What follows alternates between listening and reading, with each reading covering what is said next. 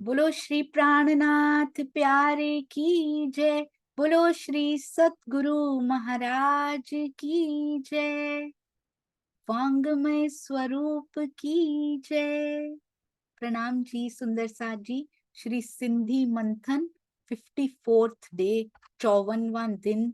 चे आऊं घणी भक्तियां, अर्थात धनी ने मुझे तरह तरह से समझाया, और वो तरह तरह श्री मुखवाणी में ही आया सुंदर साथ जी। श्री बीतक साहब में आया। कितने प्रकार से विद विद से एक्सप्लेन करते हैं पिया जी। आप कभी सिंगार में जाए ना, एक ही अंग के लिए कितने पूरे प्रकरण में कितनी चौपाइयां आ जाती हैं। बार बार महामती जी उस संग की शोभा का वर्णन करती हैं। सागरों में जाइए, एक ही सागर को लेके पूरे प्रकरण में मैं विस्मित हो जाती थी कि महामती जी के हृदय में इतने शब्दों का भंडार, क्योंकि शब्दातीत को लाना है ना शब्दों में, तो तरह तरह से विद विद से, पता नहीं इस तरह से करूं तो इनको समझ में आ जाए, इस तरह से करूं तो इस रूह को चोट लग जाए।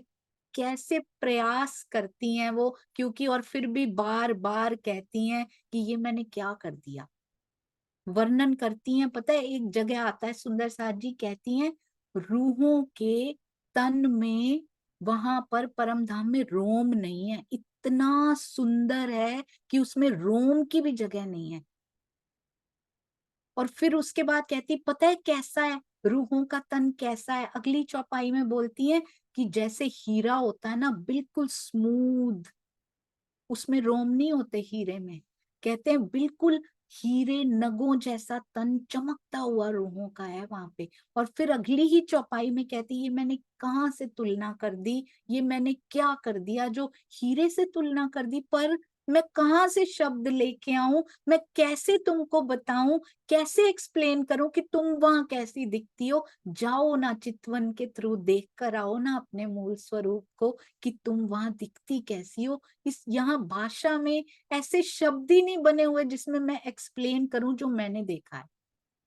तो उसका एक ही रास्ता है, वो ये कहते हैं ना, गुड़ गुड़ कहने से मुख मीठा नहीं हो जाता, उसके लिए उसको खाना पड़ता है। और जिसने खाया है वो बता नहीं सकता अच्छी तरह से कि मैं कैसे बताऊं उसकी मिठास कैसी है।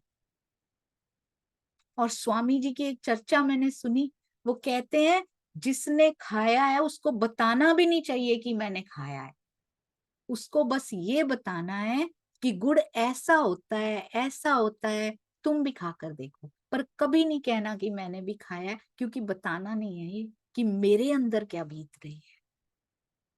बहुत सुंदर, बहुत सूक्ष्म बातें हैं पिया जी के।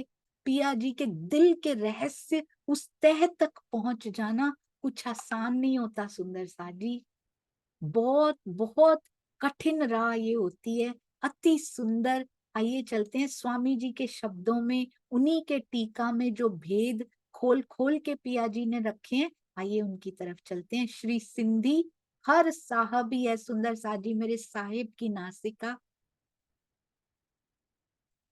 कितना सुंदर लिखते हैं, कहते हैं धनी मुझे अर्स जा।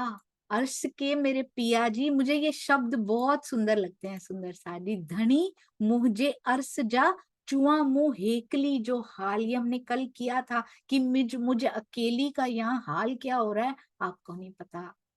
जी आऊं गडजी विच विच डिस, बहुत ही सुंदर सुंदर साथ जी। कहते हैं उसका मैं वर्णन करती हूँ, जिस प्रकार मिली और बिछड़ गई, संपूर्ण बात को मैं आपसे बता रही हूँ।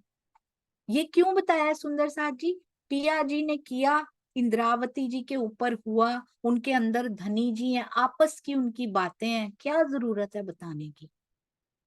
मेरे लिए हर चौपाई पे मेरा नाम लिखा हुआ है, ये सोचना है हर सुंदर साथ ने कि ये चौपाई इंद्रावती जी के धाम हृदय में आवेशित वाणी के थ्रू मेरे लिए लिखी गई, ताकि मुझे भी पता चल जाए अच्छा ऐसी स्थिति होती है, मैं कहाँ पे, मैं कहाँ स्टैंड कर रही हूँ, कौन सी मेरी स्थिति को क्या नाम दिया जाएगा पिया जी। और अगर अभी इसका कोई नाम नहीं है तो उस स्थिति तक लेकर जाओ ना पिया।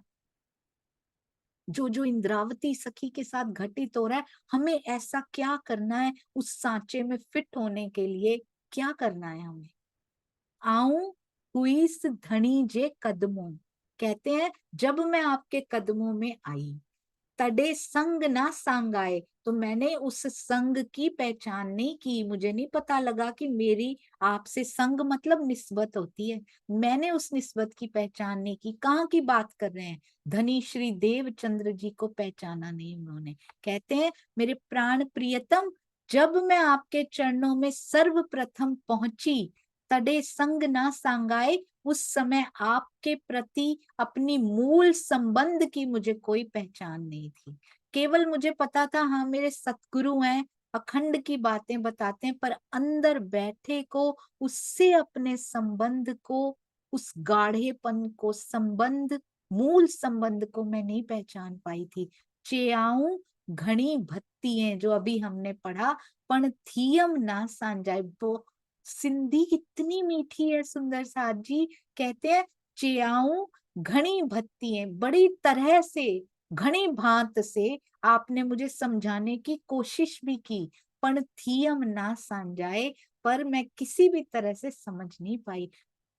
अब तो मुझे ऐसे लगता है नीचे अर्थ पढ़ना ही नहीं पड़ता, सिंधी जिस प्रकार गुजराती समझ में आने लग गई, ऐसे लगता है सिंधी अपने आप ही अंदर उतरती जा रही है। करीब जाइए सुंदर साथ जी, पिया जी के संग बैठिए, कुछ ना कीजिए, उनके पास बैठिए, अपने आप समझ में आने लग जाएगा। और ये पिया ही है, ये उन्हीं का वांग्मय स्वरूप है सुंदर साथ जी। एक चौपाई लेके निहार लीजिए उनको, धनी नजर आएंगे उसमें से।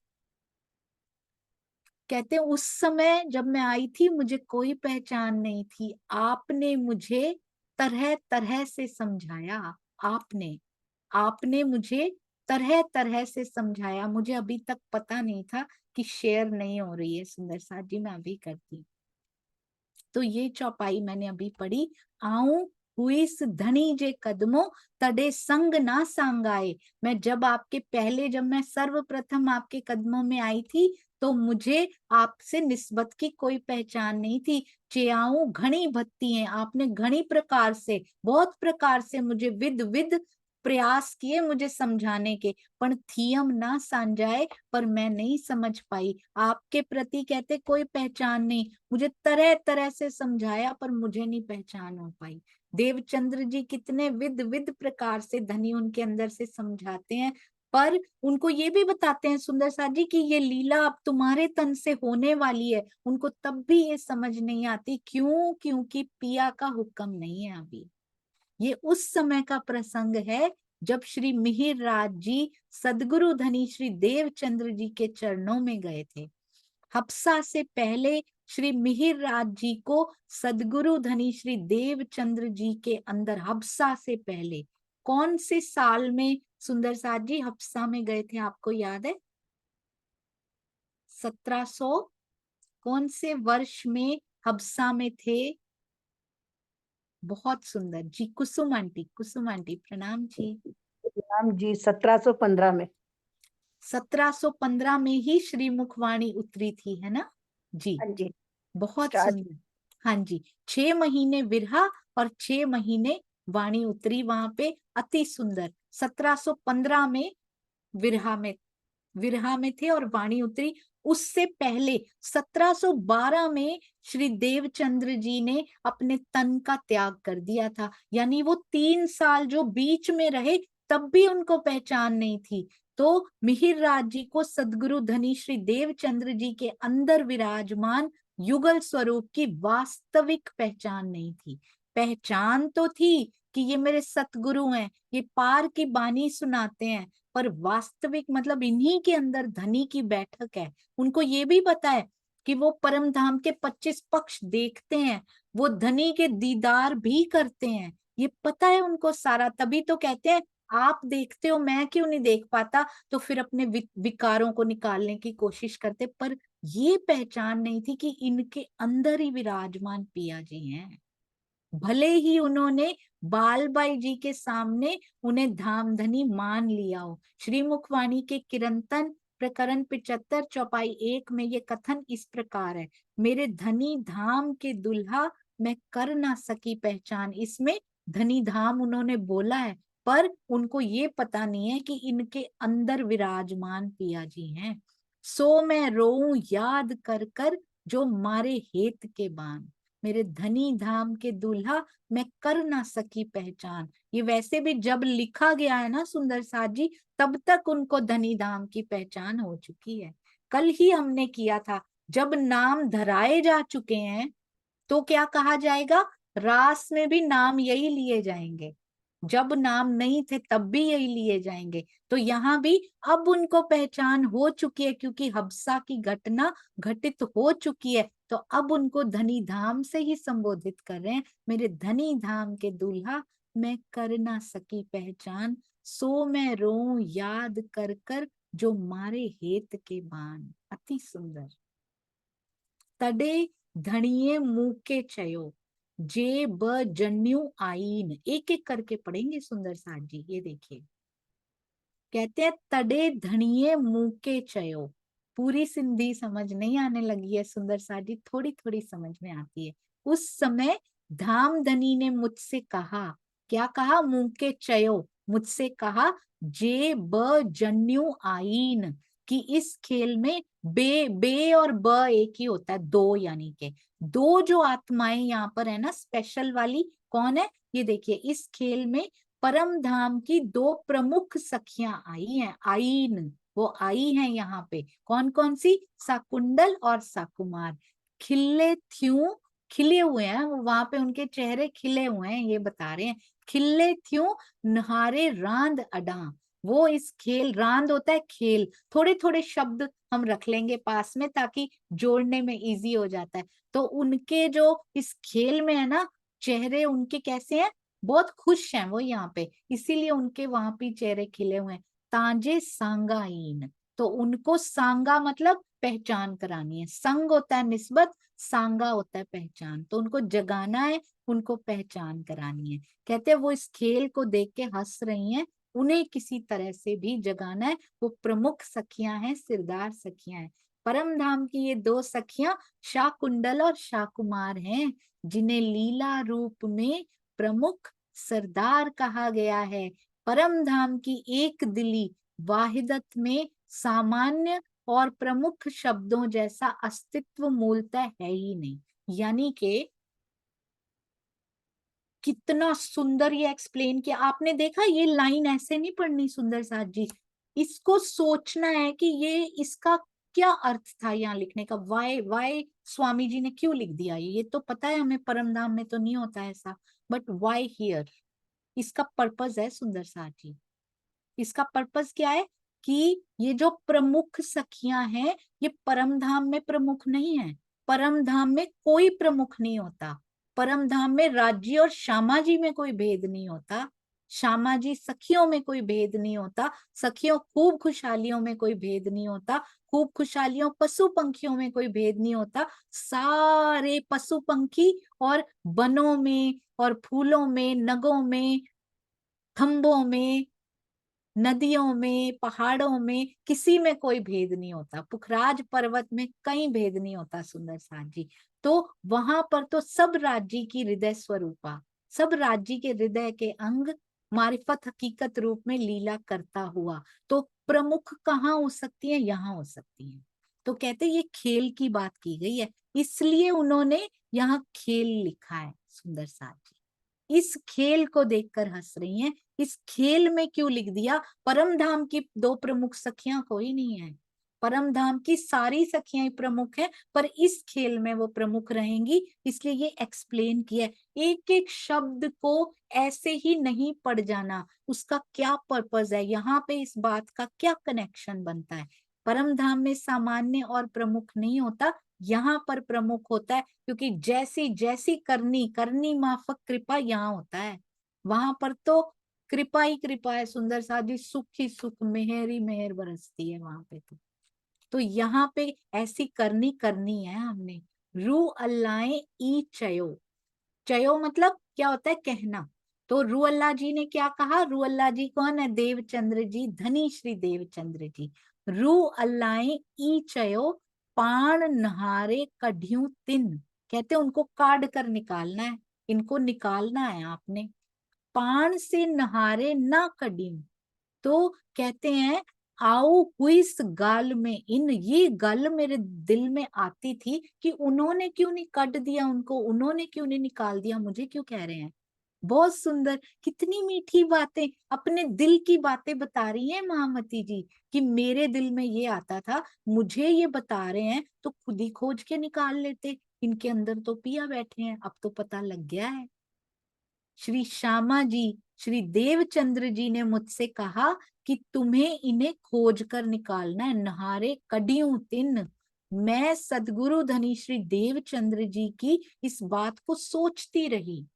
आऊं हुई इस गाल में इन, मेरे अंदर ये बात आती थी कि उन्होंने स्वयं ही पाण से, पाण मतलब खुद ही, क्यों नहीं निकाल दिया, क्यों नहीं उनको निकाल दिया, उन्हें क्यों खोज कर नहीं जगाया, खुद ही मुझे क्यों कह रहे हैं। उस समय समझ नहीं थी। ये देखिए, पाण बखत हल्लन जे, बहुत सुंदर सुंदर सा जी। हलना मतलब हिलना, मतलब चलना। याद के आऊं मुंह के, हलन के मतलब जाने के समय, जब वो तन छोड़ने के समय उन्होंने कहा उस बखत, धाम गमन के समय आपने, यानी श्री निजानंद स्वामी जी ने, यानी धनी श्री देवचंद्र जी ने याद के आऊं मुंह के, क्या याद किया था, उनके आने के बिना मैं तन नहीं छोड़ सकता, क्योंकि जागनी की बहुत बातें शेयर करनी थी। कितने दिन साथ में रहे, 22 दिन साथ में रहे सुंदर साथ जी। चेआऊ ई जेडिन के, कहते हैं सखियों को बुलाकर, कौन सी सखियां, दोनों ही सखियां, बालबाई जी भी और बिहारी जी भी, उनमें है सुंदर साथ जी, ब्रह्म आत्माएं बैठी हैं उनके अंदर, कि उनको क्या कहा, जे कोठे अचो हिन के, इनको बुला कर ले आओ, कोठे मतलब बुला के ले आओ इनको। कितनी बार उन्होंने भेजा सुंदर साथ जी, बालबाई जी को भेजा, बिहारी जी को भेजा, फिर बिहारी जी को भेजा, फिर लास्ट में बालबाई जी बुलाने गए कि क्यों नहीं आते तुम, वो तो तन छोड़ने को भी कहते हैं, मैं छोड़ नहीं सकता जब तक मेरे राज नहीं आ जाते। तो कैसे भागते हुए कहते हैं मुझे किसी ने बताया ही नहीं, कभी कहते हैं अंबर कस्तूरी दे दो, कभी कहते हैं इत्र दे दो, मुझे तो बताया भी नहीं कि मेरे धनी मुझे इतना, मेरा सतगुरु मुझे इतना याद कर रहे हैं, मैं तो उसी समय कुछ सब कुछ छोड़ के आ जाता। और आते भी कैसे हैं सुंदर साथ जी, सब कुछ सौंप कर आ जाते हैं कि बस अब मैं नहीं रुक पाऊंगा, आपको सूटेबल कैंडिडेट मिलता भी है तो भी ठीक है। धरोल के राजा सुंदर साथ जी वहां पे थे उस समय, कल्ला जी के पास नौकरी कर रहे थे वहां पे। तो कहते हैं मिलता है नहीं मिलता, मैं छोड़ के जा रहा हूं, अब मैं नहीं रुक सकता। ऐसी सतगुरु पर खुद को वार देने की भावना, ये सीखनी है हमने मिहिर राज जी से, हमारी प्यारी इंद्रावती जी से। सदगुरु धनी श्री देवचंद्र जी के धाम गमन के समय श्री मिहिर राज जी धरोल में दीवान थे। श्री निजानंद स्वामी ने उन्हें बुलाने के लिए बिहारी जी को दरबार भेजा, किंतु बिहारी जी ने वास्तविक बात ना बताकर दवाइयां ही मांगी। अंततः बालबाई जी को भेजा। बालबाई जी के दूसरी बार जाने पर, पहले बालबाई जी ही गई थी, उन्होंने भी नहीं बताया था, फिर 2 बार बिहारी जी गए, फिर बालबाई जी दूसरी बार गई। वास्तविक रहस्य तब खुला कि सदगुरु महाराज उन्हें बार बार याद कर रहे हैं। श्री मेहर राज जी अगले ही दिन, श्री कृष्ण जन्माष्टमी थी, उस दिन मिलाप हो गया सुंदर साथ जी। कितना प्यारा ये दिन था। सदगुरु महाराज की सेवा में जामनगर उपस्थित हो गए। कौन सा दिन था, श्री कृष्ण जन्माष्टमी वाला दिन। याद रखिएगा, क्या पता किसी प्रश्नोत्तरी में आ ही जाए, इतना सुंदर दिन कृष्ण जन्माष्टमी। सुंदर साथ जी कितना प्यारा वो दिन था जब धनी प्रवेश किए थे, याद है ना आपको।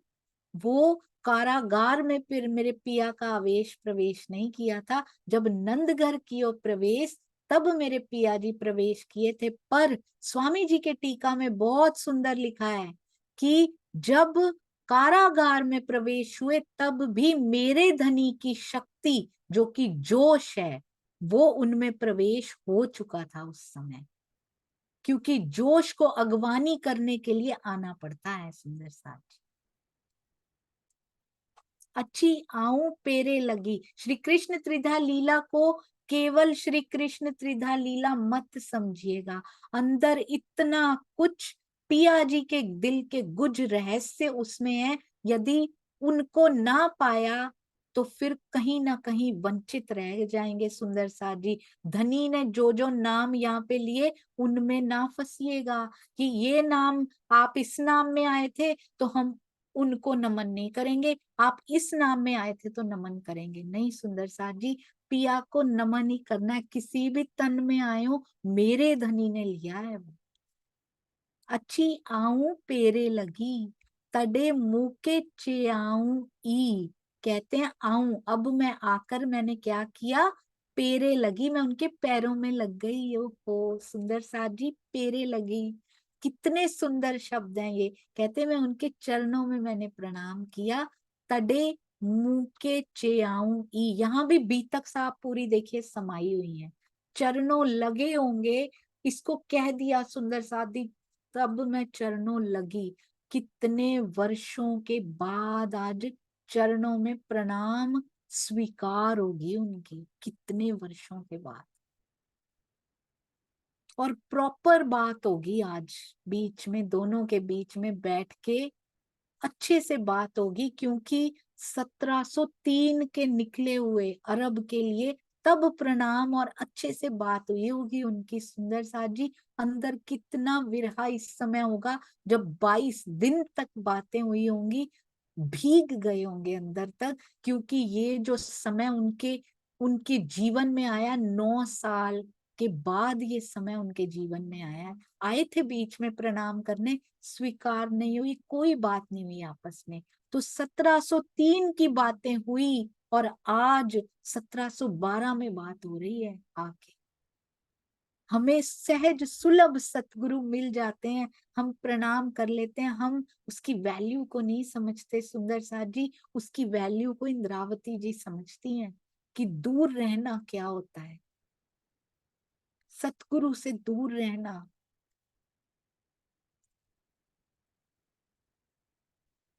9 साल सुंदर साथ जी कोई छोटे तो नहीं होते हैं, और वो भी उसके लिए जिसको पहचान पूरी हो चुकी है। जिसको पहचान नहीं हुई उसके लिए तो जन्म भी कुछ नहीं होता, पर जिसको हो गई है उसके लिए तो 1 घंटा भी मुश्किल होता है। तभी तो खटरुती में पूरा विरहा उन्होंने लिख दिया, किसके लिए, हमारे लिए, कि तुम्हें आता है वो विरहा। अपने पिया से दूर हुए, तुम रोज ही दूर होती हो, तुम कभी चितवन में नहीं बैठती, तुम्हें फील होती है ये बात कि पिया के मुखार बिंद को देखे हुए कितने वर्ष, कितनी शताब्दियां बीत चुकी हैं यहाँ आए हुए। क्या तुम्हें वो पल याद आते हैं? पिया की लीलाएं जैसे जैसे दिल में बसती चली जाएंगी, भावलीनता में ही सही, कहते हैं इश्क के जोश से इश्क आना शुरू हो जाएगा अंदर। उसका विलास यहाँ नहीं होता, विलास परम धाम में होता है, पर इश्क देते हैं पिया यहाँ। जोश भर जाता है अंग अंग में, जैसे जैसे डूबते जाएंगे स्थिति ऐसी पहुंचती जाएगी सुंदर साथ जी कि रोम रोम पिया पुकारेगा, रोम रोम इश्क पुकारेगा। कहते हैं मैंने आकर उनके चरणों में प्रणाम किया।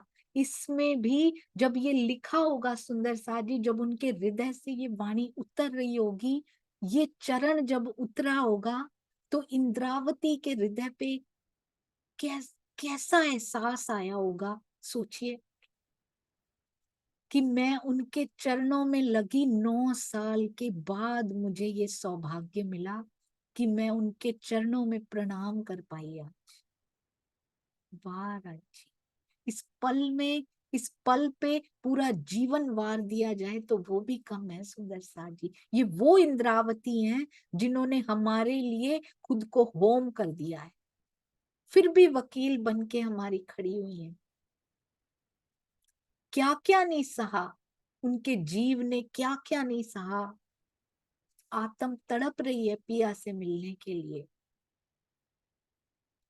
हमारे लिए जागनी के वचन आके कहती हैं खुद के वो मोमेंट्स मिस करके कहती हैं जो वो पिया के साथ बिता सकती हैं और बिताना चाहती हैं, पर जागनी का जुआ उन पे रखा हुआ है, मेरी जागनी का जुआ। मेरे लिए कितना कुछ उन्होंने सहन किया। ये वो इंद्रावती सखी हैं जो चरणों जाके लगी तो जितनी प्रसन्नता उनको हुई है उससे कितने गुना ज्यादा प्रसन्नता ये मुझे होनी चाहिए कि मेरी इंद्रावती मेरे पिया के चरणों में। शुक्र है राजी, उनको ये सौभाग्य मिल गया 9 साल बाद ही सही। तब कहते उन्होंने मुझे चेआऊ मतलब बात की, कहा। तडे मुंह के मुझे क्या कहा, चेआऊ ई, ये कहा, ई कहा। रूह तो ही जी रोए थी। कहते हैं तुम्हारी आत्मा, रूह तुम्हारी रो रही थी, तुम्हारी आत्मा आऊं पेया अर्स में की, मैं कैसे जाऊं, धाम कैसे जाऊं। मैं तन नहीं छोड़ सकता क्योंकि अर्श में जाऊं कैसे, रास्ते में तुम्हारी आत्मा दरवाजे पे खड़ी होके रो रही है क्योंकि विरहा अंदर बहुत भरा हुआ है। क्या परम धाम के दरवाजे पे खड़ी होके रो रही है सुंदर सा जी? ये हम कल करें। बोलो श्री प्राणनाथ प्यारे की जय। बोलो श्री सतगुरु महाराज की जय। प्रणाम जी सुंदर सा जी, प्रणाम जी। सिंधी को भी आई वॉज वंडरिंग, सिंधी को भी ऐसे पढ़ा जाए तो अभी 5वां प्रकरण चल रहा है और कितने परसेंटेज ऑफ सिंधी हमें समझ आने लग गई, सोचिए। जो लैंग्वेज हमें पता भी नहीं है वो समझ आने लग सकती है कुछ कुछ शब्द। तो क्या पिया के प्रेम की भाषा समझ नहीं आ सकती अगर हम उनके साथ समय बिताएंगे? सिंधी समझ में आ सकती है तो पिया के प्रेम की जो भाषा मेरी आत्मा के साथ जो वो बातें करना चाहते हैं वो कैसे समझ में नहीं आएंगी? जब वो व्याकुल है तो मेरे अंदर व्याकुलता कम क्यों है सुंदर सा जी? धीरे धीरे बढ़िए आगे, आइए चलते हैं। बोलो श्री प्राणनाथ प्यारे की जय।